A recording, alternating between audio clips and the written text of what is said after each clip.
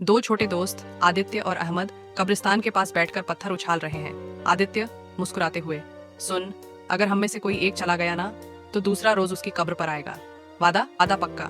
दोनों हंसते हैं और यहाँ सूरज डूब रहा है, जैसे कोई कहानी खत्म हुई या शायद शुरू।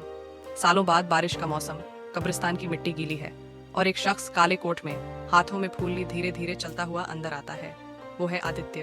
अब बड़ा हो चुका है पर उदासी साफ दिखती है। वो एक कब्र के सामने रुकता है। कब्र पर लिखा है, in loving memory of Ahmed, died 2015। Aditya धीरे से, मैं आ गया दोस्त, जैसे वादा किया था।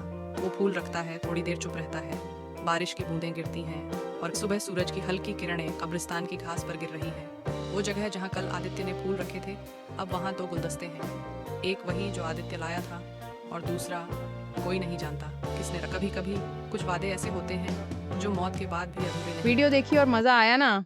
तो जाते जाते एक लाइक और सब्सक्राइब जरूर करना ताकि नई वीडियो सबसे पहले पहुंचे आपके पास।